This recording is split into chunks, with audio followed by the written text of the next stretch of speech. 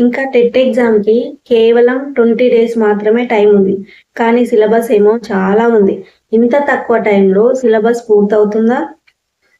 అసలు ఫస్ట్ అటెంప్ట్‌లోనే మంచి స్కోర్ సాధించగలమా? అసలు క్వాలిఫై అవ్వగలమా? ఇంత తక్కువ టైంలో ఇది పాసిబుల్ అవుతుందా అని భయపడుతున్నారా? టెన్షన్ పడుతున్నారా? అస్సలు మీరు టెన్షన్ పడొద్దు, భయపడొద్దు, కన్‌ఫ్యూజ్ అవ్వద్దు. మీరు ఖచ్చితంగా ఫస్ట్ అటెంప్ట్‌లో అది కూడా ఈ 20 డేస్ టైంలో మంచి స్కోర్ సాధించగలరు. ఎందుకు చెప్తున్నానంటే ఈ సేమ్ 20 డేస్ టైంలోనే నేను కూడా ప్రిపరేషన్ స్టార్ట్ చేశాను, ఎగ్జామ్ రాశాను, 90+ స్కోర్ సాధించగలిగాను. సో నాకు సాధ్యమైందంటే తప్పకుండా అది మీకు కూడా సాధ్యమే. సో నేను చెప్పే ఈ టిప్స్ ఫాలో అయితే మాత్రం ఖచ్చితంగా మీరు మంచి స్కోర్‌తో టెట్‌లో క్వాలిఫై అవుతారు. ఈ 20 డేస్ టైంలో ఫస్ట్ మనం చేయాల్సింది ఏంటంటే అది చాలా ఇంపార్టెంట్. ఫస్ట్ మనం అసలు సోషల్ మీడియాకి దూరంగా ఉండాలి. నెక్స్ట్ ఫంక్షన్స్ అని, పార్టీస్ అని, అక్కడికెళ్ళాలని, ఇక్కడికెళ్ళాలని అసలు ఇలాంటి పనులేవి పెట్టుకోకండి. ఓన్లీ ఈ 20 డేస్ ఓన్లీ ప్రిపరేషన్‌కి మాత్రమే టైం ఇవ్వండి. ఇప్పుడు డైరెక్ట్‌గా వీడియోలోకి వెళ్ళిపోదాము. మనకున్నయి ఓన్లీ 20 డేస్ కదా! సో ఈ 20 డేస్‌లో ఫస్ట్ 5 డేస్ ఏం చేయాలి అంటే first 5 days only previous years question papers. First 5 years question papers prepare అవ్వాలి. ఆ ప్రిపేర్ అవ్వడం వల్ల యూజ్ ఏంటంటే మనకు ఏ చాప్టర్ నుంచి, ఎక్కడి నుంచి, ఏ టాపిక్ నుంచి ఎలాంటి క్వెషన్స్ వస్తున్నాయి, ఏ క్వెషన్స్‌కి ఏ టాపిక్‌లో ఎక్కువ స్కోర్ వస్తుంది, వెయిటేజ్ ఎక్కడ ఎక్కువ ఉంది అనేది మనకు అర్థమవుతుంది. సో ఫస్ట్ 5 డేస్ మాత్రం ఖచ్చితంగా previous years question papers prepare అవ్వాలి. తర్వాత అవి ప్రిపేర్ అవుతూనే కొన్ని ఈజీ టాపిక్స్‌ని ప్రిపేర్ అవ్వాలి. ఆ 5 డేస్‌లో కొన్ని ఈజీ టాపిక్స్ కవర్ చేసేసేయాలి. ఈ వీడియో చివరి వరకు చూస్తేనే మీకు నేను ఎలాంటి టిప్స్ ఫాలో అయ్యాను, నా స్ట్రాటజీ ఏంటనేది పూర్తిగా అర్థమవుతుంది. లేదంటే మీరు మధ్యలోనే స్కిప్ చేస్తే మాత్రం మీకు అర్థం అవ్వదు. సో లాస్ట్ వరకు ఈ వీడియో కంపల్సరీ చూడండి. ఇప్పటి వరకు ఇంకా మన ఛానల్‌ని ఎవరైనా సబ్స్క్రైబ్ చేసుకోకపోతే వెంటనే సబ్స్క్రైబ్ చేయండి. నేనైతే ఈ టెట్ ఎగ్జామ్ కోసం 20 డేస్ మాత్రమే ప్రిపేర్ అయ్యాను. ఎలాంటి కోచింగ్ తీసుకోలేదు.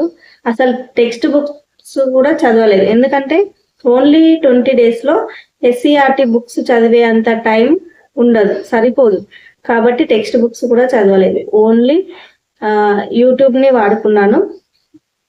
ఓన్లీ క్లాసెస్ విన్నాను. Previous year question papers practice చేశాను.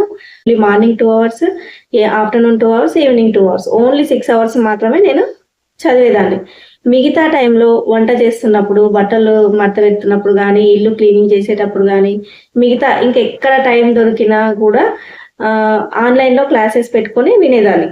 ఓన్లీ ఫ్రీ క్లాసెస్‌లో వినేదాన్ని. వీడియో మాత్రం ఎప్పుడు రన్ అవుతూనే ఉండేది. నేను ఎక్కువ ఏ క్లాసెస్ విన్నా అంటే సైకాలజీ క్లాసెస్ ఎక్కువ వినేదాన్ని. ఎందుకంటే నాకు కొంచెం సైకాలజీ టఫ్ సబ్జెక్ట్. నేను ఎంత చదివినా కూడా సైకాలజీలో ఎన్ని సార్లు టెస్ట్ రాసినా కూడా నాకు స్కోర్ తక్కువే వస్తది. ఫైనల్‌లో కూడా ఓన్లీ 18 మార్క్సే వచ్చింది నాకు సైకాలజీలో. ఫస్ట్ 5 డేస్ కంప్లీట్ అయిపోయింది కదా! Only previous year question paper solve చేయాలి. అయిపోయింది. నెక్స్ట్ 5 డేస్ ఏం చేశాను? నేనేం చేశానంటే తెలుగు, ఇంగ్లీష్, సైకాలజీ ఓన్లీ ఈ 3 సబ్జెక్ట్సే చదివాను. ఎర్లీ మార్నింగ్ 2 ఆర్ 3 అవర్స్ మీ ఇష్టం అది. మీకు ఎంత టైం పాసిబుల్ అయితే అంత టైం చదవండి. ఆ ఎర్లీ మార్నింగ్ టైంలో సైకాలజీ చదవండి. లేదంటే మీకు మ్యాథ్స్, ఒకవేళ మీరు సైన్స్ స్టూడెంట్స్ అయితే మ్యాథ్స్ కష్టం కాబట్టి మ్యాథ్స్ అయినా చదవండి. నేనైతే సైకాలజీ ప్రిపేర్ అయ్యాను ఎర్లీ మార్నింగ్. అది నాకు చాలా హెల్ప్‌ఫుల్ అయింది, యూజ్ అయింది. సో తర్వాత ఆఫ్టర్నూన్ 2 అవర్స్ ఏమో తెలుగు, ఈవినింగ్ 2 అవర్స్ ఏమో ఇంగ్లీష్. ఈ 3 ప్రిపేర్ అవుతూనే, చదువుతూనే ఖాళీ టైంలో అంటే నేను వంట చేస్తున్నప్పుడు కానీ, ఇంకా మిగతా ఏ పనులు చేస్తున్నా కానీ అప్పుడు ఈ 3 సబ్జెక్ట్స్‌వే క్లాసెస్ వినేదాన్ని. సైకాలజీ క్లాసెస్ వినేదాన్ని, తెలుగు క్లాసెస్ వినేదాన్ని. ఇంకా ఇంగ్లీష్ గ్రామర్ అయితే ఎక్కువ ప్రాక్టీస్ చేసేది ఏం చేయలేదు. ఓన్లీ క్లాసెస్ మాత్రమే విన్నా. ఇంగ్లీష్‌లో ఎక్కువ ప్రాక్టీస్ అయితే చేయలేదు నేను.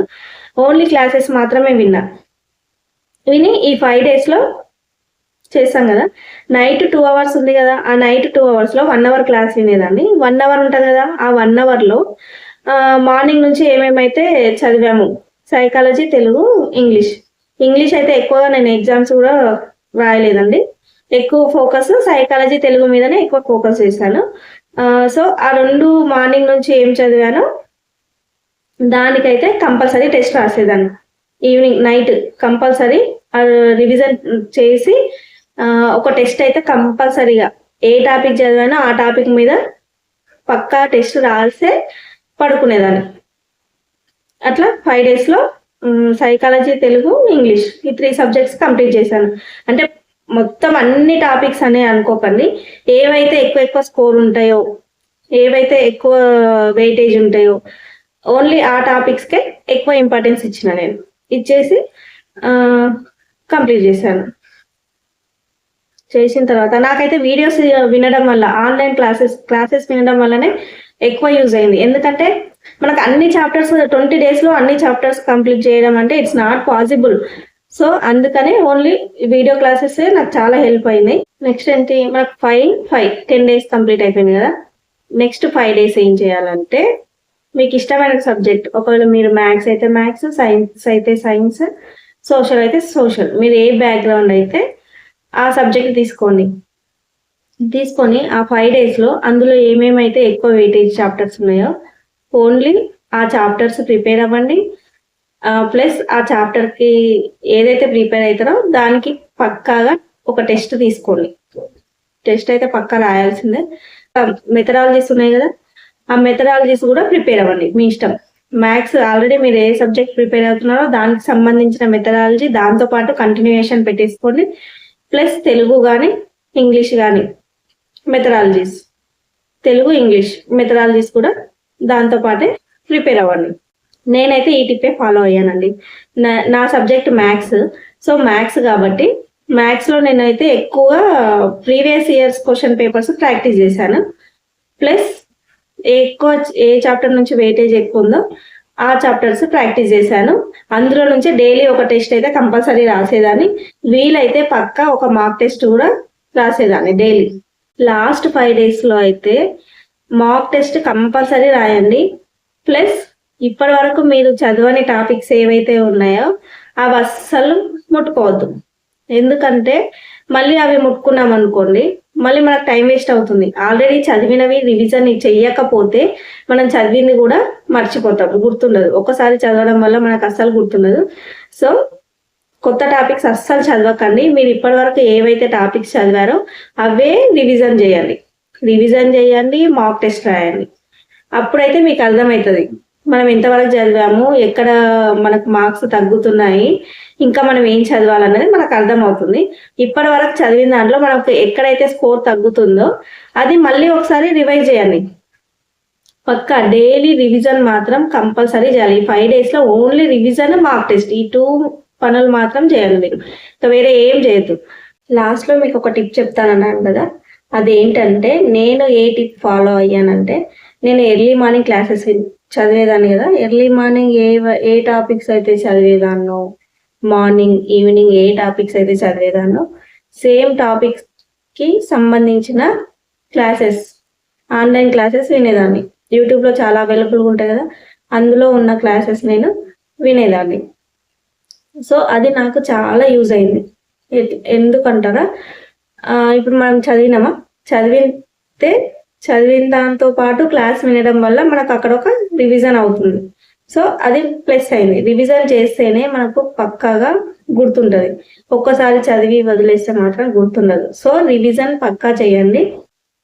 ఇక్కడ ఇంకా మెయిన్ ఇంపార్టెంట్ పాయింట్ ఏంటంటే, కన్సిస్టెన్సీ కంపల్సరీగా మెయింటైన్ చేయాలి. లేకపోతే మనం అంత మంచి స్కోర్ అనేది గెయిన్ చేయలేము. నేను మీకు ఇంకో విషయం చెప్పడమే మర్చిపోయాను. ఏంటంటే, నేను అసలు ఒక సబ్జెక్టే చదవలేదు. సైన్స్ అయితే అసలు ముట్టుకోలేదు. సైన్స్ అసలు చదవకపోయినా కూడా నాకు ఫైనల్లో 15 మార్క్స్ వచ్చినాయండి. నేను సైన్స్లో యూజ్ చేసిన మెథడ్ ఏంటంటే, ఎలిమినేషన్ మెథడ్ ఎక్కువ యూజ్ చేశాను. నేను ఫాలో అయిన ఈ ఎలిమినేషన్ మెథడ్ మీరు కూడా తెలుసుకోవాలనుకుంటే కమెంట్ సెక్షన్లో కమెంట్ చేయండి. తప్పకుండా ఈ ఎలిమినేషన్ మెథడ్ గురించి ఇంకో వీడియోలో చెప్తాను. ఈ వీడియోలో నాకు ఒక మంచి punch dialogue చెప్పాలనిపిస్తుందండి. Mahesh Babu dialogue మీకు గుర్తుందా? ఎప్పుడు వచ్చామన్నది కాదన్నయ్య, బుల్లెట్ దిగిందా లేదా అన్నది ఇంపార్టెంట్. నేను చెప్పింది మీకు కూడా కరెక్టే అనిపిస్తే కమెంట్ సెక్షన్లో కమెంట్ చేయండి. ఈ వీడియో కనుక మీకు నచ్చినట్టయితే లైక్ చేయండి. ఇంకా టెట్ రాయబోయే మీ ఫ్రెండ్స్కి కానీ ఫ్యామిలీ మెంబర్స్కి కానీ ఈ వీడియోని షేర్ చేయండి. Thank you.